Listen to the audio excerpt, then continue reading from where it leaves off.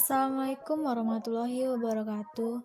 Perkenalkan, nama saya Sukma Eliza dengan nomor NIM 209200036. Saya di sini akan menjelaskan tentang pengertian dan sejarah psikologi, pengertian pendidikan, psikologi pendidikan, dan gejala-gejala kejiwaan. Yang pertama, pengertian dan sejarah psikologi. Definisi psikologi. Dalam bahasa Yunani, phys adalah jiwa, logos adalah ilmu. Secara harfiah adalah ilmu jiwa. Psikologi berdiri sendiri sebagai suatu ilmu pengetahuan tahun 1879. Wilhelm Wundt 1832 sampai 1920 mendirikan laboratorium psikologi pertama kali di Leipzig, Jerman. Sejarah psikologi. Yang pertama, Thales 624 sampai 548. Bapak filsafat. Jiwa sebagai sesuatu yang supernatural yang ada di alam ini hanyalah gejala alam yang semuanya berasal dari air.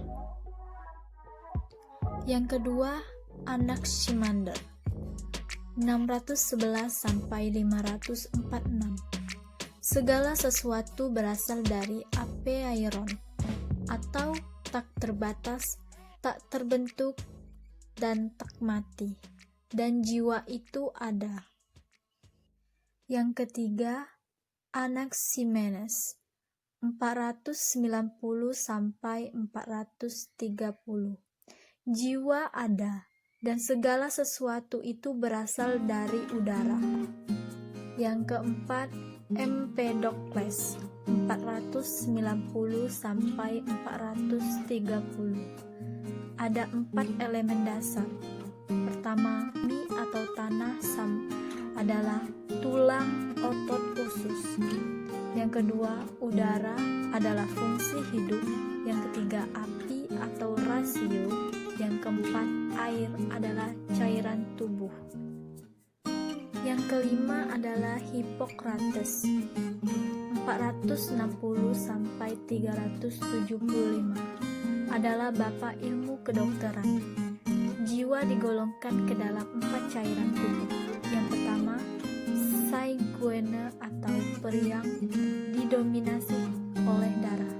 Yang kedua, melankolis atau pemurung sumsum hitam. Yang ketiga, kolerik atau cepat bereaksi sumsum kuning. Yang keempat, flegmatis atau lambat lendir. Materi yang kedua adalah pengertian pendidikan. Definisi pendidikan. Pendidikan adalah proses pengubahan sikap dan tata laku seseorang atau kelompok orang dalam usaha mendewasakan manusia melalui pengajaran dan pelatihan. Definisi pendidikan menurut para ahli. Pertama, John Dewey. Pendidikan adalah suatu proses pembaharuan makna pengalaman. Hal ini mungkin akan terjadi di dalam pergaulan biasa atau pergaulan orang dewasa dengan orang muda. Mungkin pula terjadi secara sengaja dan dilembagakan untuk menghasilkan kesinambungan sosial. Yang kedua, menurut H. Horner, pendidikan adalah proses yang terus-menerus atau abadi dari penyesuaian yang lebih tinggi bagi makhluk manusia yang telah berkembang secara fisik dan mental, yang bebas dan sadar kepada Tuhan. Yang ketiga, menurut Friedrich James, pendidikan adalah suatu proses atau kegiatan yang diarahkan untuk merubah tabiat atau behavior manusia.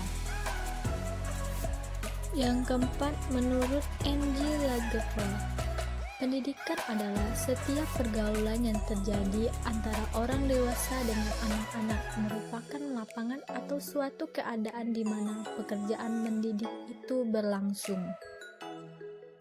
Definisi psikologi pendidikan. Psikologi pendidikan adalah sebuah subdisiplin ilmu psikolog yang berkaitan dengan teori dan masalah kependidikan. Materi yang ketiga adalah psikologi pendidikan.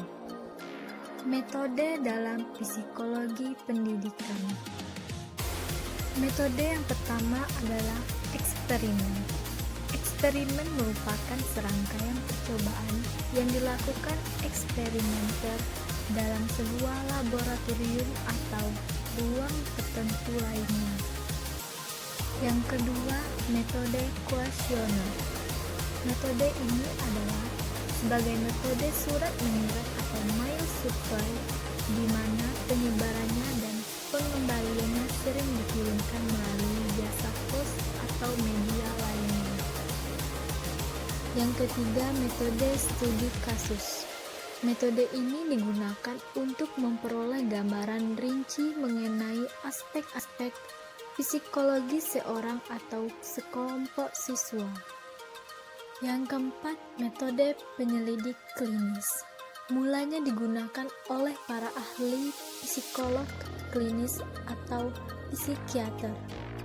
Penggolongannya diagnosis dan penggolongan gangguan kejiwaan. Yang kelima, metode observasi naturalistik.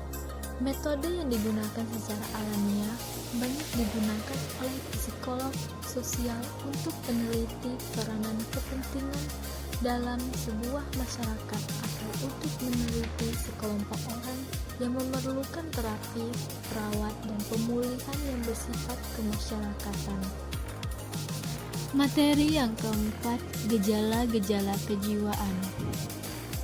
Pengertian sensorik. Sensorik adalah stimulus atau rangsangan yang datang dari dalam maupun luar tubuh. Stimulus tersebut masuk ke dalam tubuh melalui organ sensorik atau panca indera. Faktor yang mempengaruhi fungsi sensorik. Yang pertama, faktor usia. Yang kedua, faktor medikasi. Persepsi. Persepsi adalah sebagian proses yang menggabungkan dan mengorganisasikan data-data indera kita atau penginderaan untuk dikembangkan sedemikian rupa sehingga kita dapat menyadari di sekeliling kita, termasuk sadar akan diri kita sendiri. Faktor-faktor yang berpengaruh pada persepsi. Yang pertama, adanya perhatian yang selektif. Yang kedua, memiliki ciri-ciri rangsang.